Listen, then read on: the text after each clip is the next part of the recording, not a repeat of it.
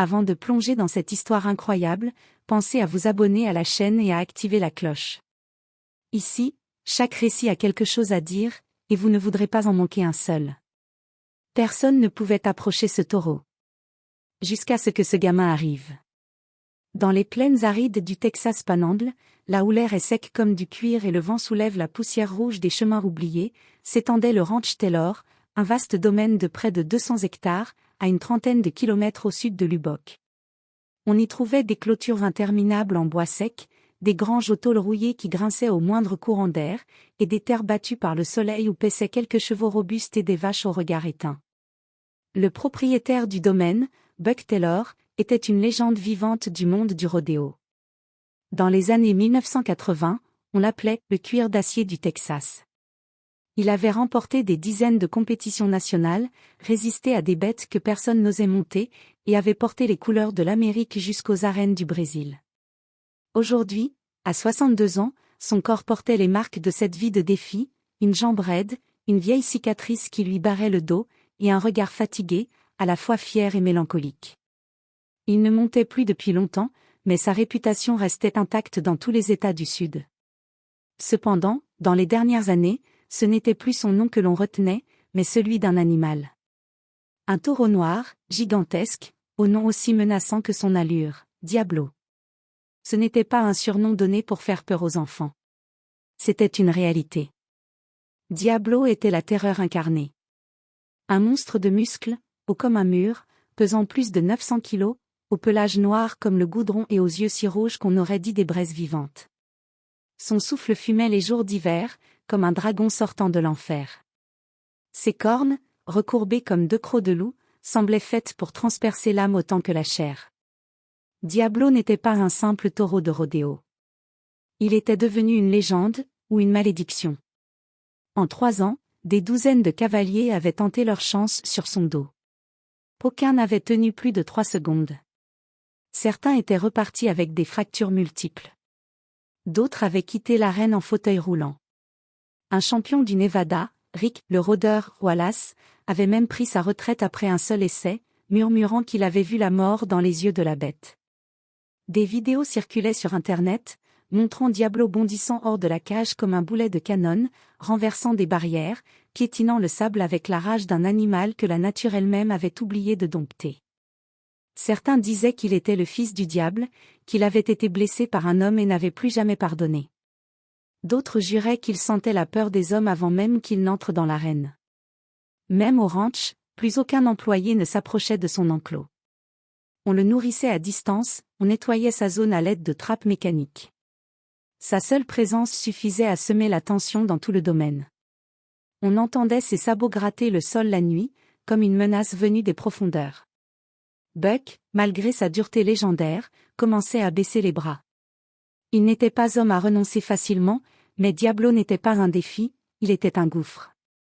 Le vieux cow-boy avait tout essayé, les dresseurs les plus expérimentés, les calmants, les méthodes douces, la confrontation. Rien n'y faisait. Le taureau restait imprévisible, violent, et de plus en plus dangereux.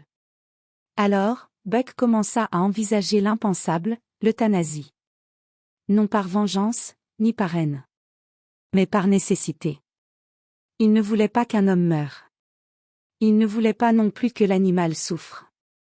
C'était une décision qu'il gardait pour lui, une pensée qu'il ruminait seul, au coucher du soleil, assis sur le porche, une bouteille de bourbon entre les doigts.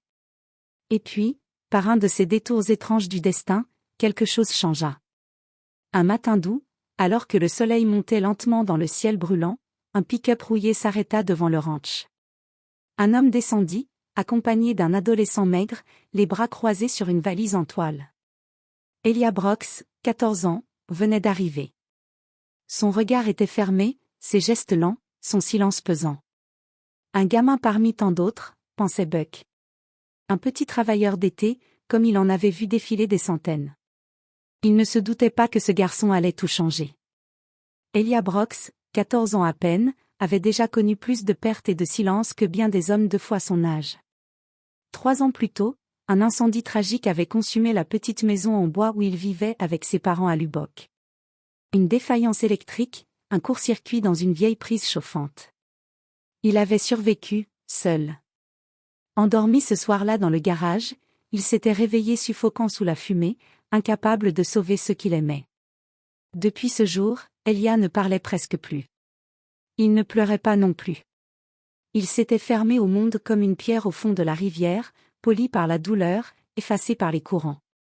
Les familles d'accueil se succédaient, sans jamais percer son mutisme. Il était « bizarre », disaient certains. Trop calme, pas sociable.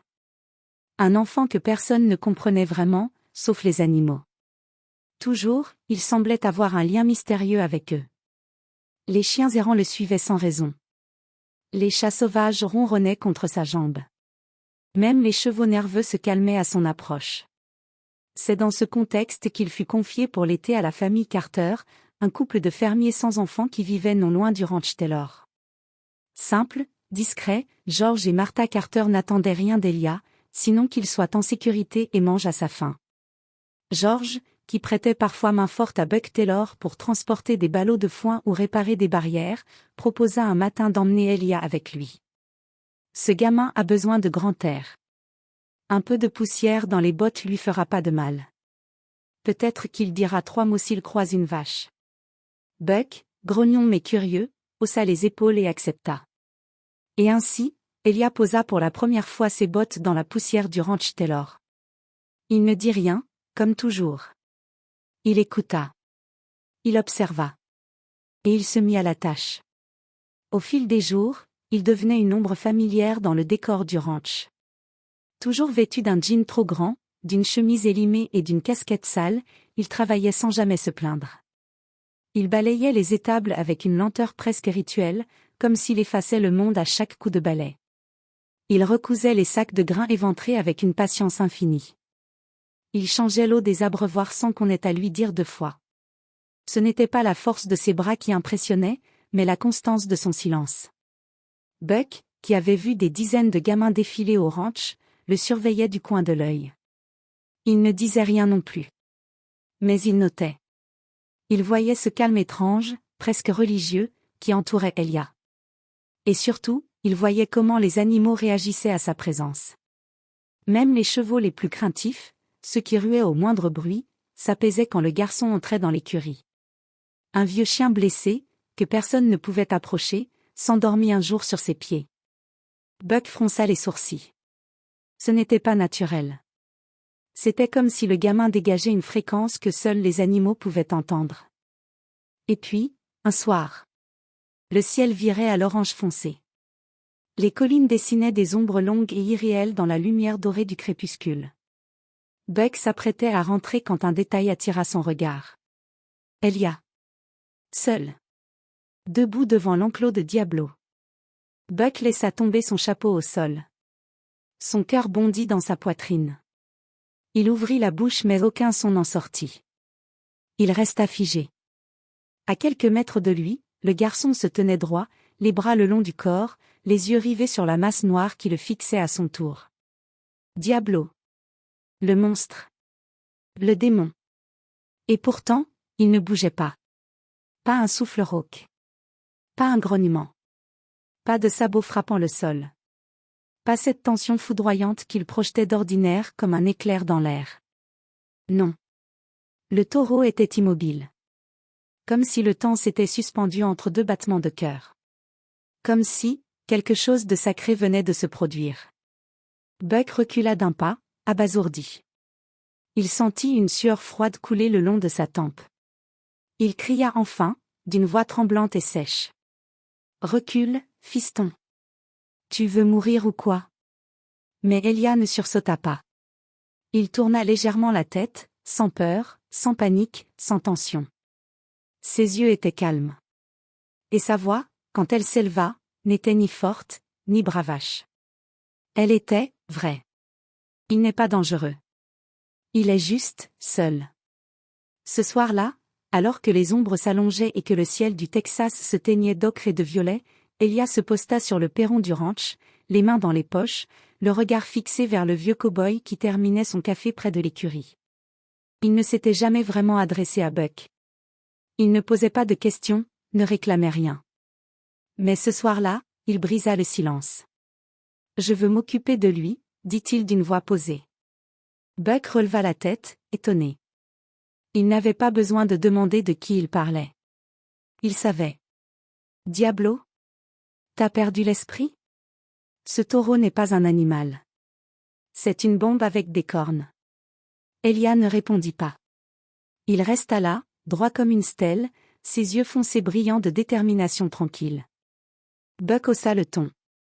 Écoute-moi gamin, je te l'interdis. C'est pas un jeu, c'est pas une chèvre à caresser. Il t'éventre avant même que t'aies le temps de cligner des yeux. Mais Elia répéta, tout bas. Il ne veut pas faire de mal. Il veut juste qu'on lui parle.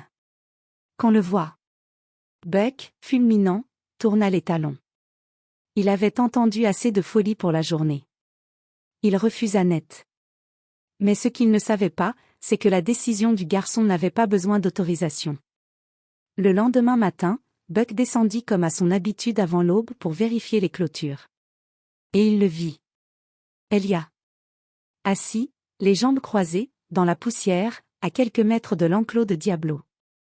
Il ne bougeait pas. Il parlait à voix basse. Pas en chantant, ni en récitant quelques prières étranges. Juste, en conversant. Comme s'il parlait à un ami invisible. Comme s'il racontait quelque chose qu'il gardait enfermé depuis trop longtemps. Buck se figea, le souffle suspendu. Le taureau était là, à quelques mètres derrière la barrière. Immobile. Il ne chargeait pas. Il écoutait. Le surlendemain, même chose. Et encore le jour suivant. Et le jour d'après. Chaque matin, chaque soir, comme un rituel muet, Elia se postait au même endroit. Il ne franchissait jamais la limite de sécurité. Il ne portait jamais d'équipement, ni corde, ni bâton. Juste son corps maigre, son calme imperturbable, et sa voix douce, presque murmurée, que seul Diablo semblait comprendre. Buck céda. À contre-cœur. Pas parce qu'il y croyait. Mais parce qu'il ne comprenait plus ce qu'il voyait. Il plaça discrètement 2 employés armés de tranquillisants en retrait, au cas où. Il resta à distance, mais les yeux grands ouverts, incapable de détourner le regard. Et chaque jour, Elia avançait. Un pas de plus. Un souffle de confiance. Il parlait avec respect. Il ne tendait pas la main sans invitation. Il attendait que Diablo le laisse venir. Il l'observait longtemps, attentif à la moindre tension dans ses muscles, au moindre changement dans son souffle.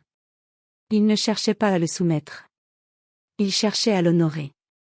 Au bout de 2 semaines, le garçon entra pour la première fois dans l'enclos. Buck retint son souffle. Ses poings se crispèrent. Mais Diablo ne broncha pas. Il le regarda. Il l'évalua. Et il resta immobile, comme s'il reconnaissait enfin quelque chose en cet être frêle, la douleur. La solitude. La perte. À la 3e semaine, Elia posa sa main, lentement, sur le museau de la bête. La chaleur de la peau, le souffle vibrant de l'animal, les yeux grands ouverts qui ne trahissaient plus la rage, seulement une curiosité primitive, bouleversante. Des vétérans du ranch, des hommes habitués aux pires bêtes, restaient à distance. Le cœur au bord des lèvres. Ils se regardaient, incapables de croire ce qu'ils voyaient. Au bout d'1 mois, le miracle eut lieu. Un matin, alors que le soleil se levait à peine, Elia entra comme d'habitude, la paume ouverte, une pomme rouge dans la main. Diablo, lentement, s'approcha. Il pencha la tête, et mangea dans sa main. Buck sentit ses genoux se dérober légèrement. Il s'appuya contre le poteau de la barrière. Un nœud se forma dans sa gorge. Puis, quelque chose d'encore plus improbable se produisit. Diablo s'allongea. Et dans un mouvement lent, comme s'il cherchait un abri après des années d'errance, posa sa tête sur les genoux d'Elia. Un silence profond tomba sur le ranch. Même les oiseaux semblèrent s'arrêter. Le garçon passa doucement ses doigts sur la tête du taureau, comme un frère retrouvé.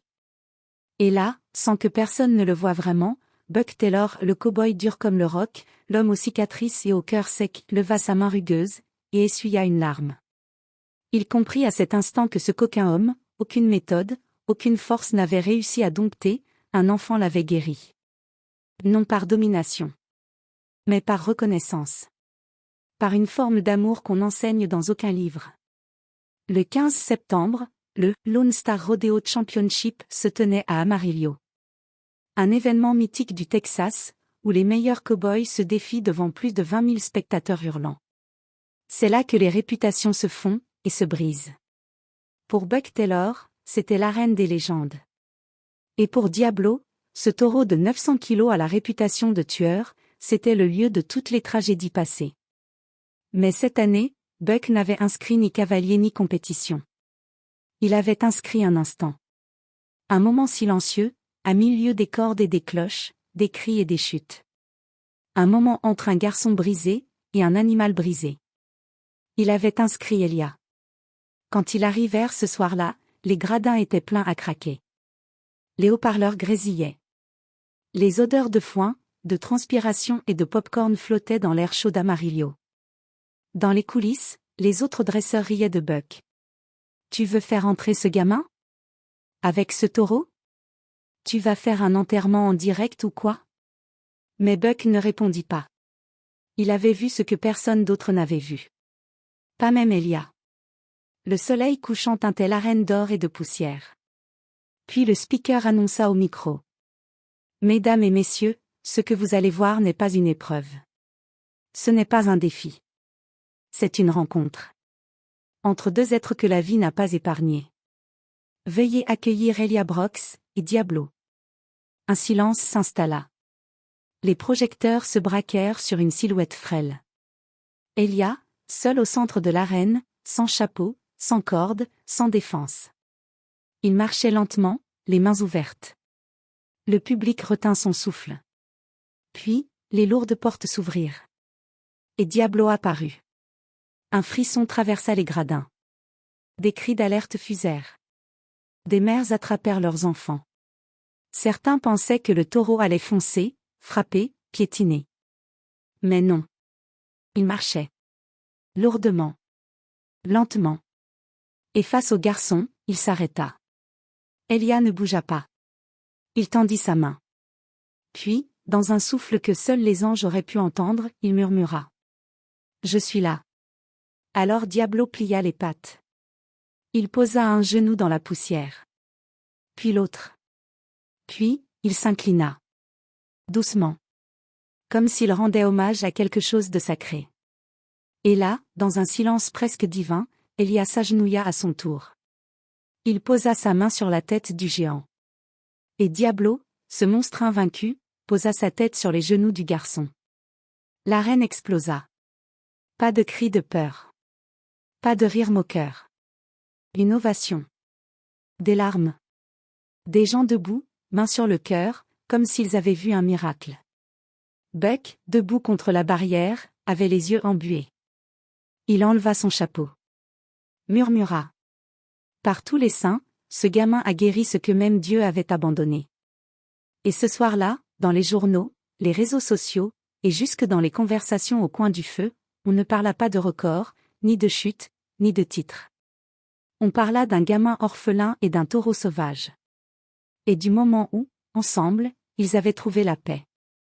À la sortie de l'arène, les projecteurs illuminaient encore le sable retourné, les tribunes résonnaient des derniers échos d'ovation, et l'odeur du cuir, de la poussière et de l'émotion flottait dans l'air chaud du soir texan. Une journaliste locale, bouleversée par ce qu'elle venait de voir, se fraya un chemin à travers la foule pour atteindre le jeune garçon. Elia caressait encore doucement l'encolure de Diablo, dont le souffle puissant soulevait des nuages de sable à chaque expiration. « Comment as-tu réussi à faire ça, fiston ? Il a attaqué tout le monde sauf toi. » La question vibra dans le silence suspendu. Elia, les yeux encore humides, ne répondit pas tout de suite. Il se pencha, posa son front contre celui du taureau, puis se tourna lentement vers la journaliste. « J'ai connu la solitude. La vraie. Celle qui vous fait oublier le son de votre propre voix. Quand personne ne vous écoute, quand vous n'avez plus rien à prouver parce que plus personne n'attend rien de vous. » Il baissa les yeux. Lui et moi, on ne s'est pas fait peur. On s'est reconnus. Il n'y avait rien à ajouter. Ce qu'Elia avait fait ce soir-là ne relevait ni du dressage, ni du miracle. C'était une rencontre d'âmes. Deux cœurs cabossés qui s'étaient retrouvés dans le tumulte. Buck Harrison, le propriétaire du ranch, avait tout vu depuis les coulisses. Pour la première fois depuis la mort de son fils, il sentit une chaleur nouvelle en lui. Quelque chose d'inattendu, de l'espoir.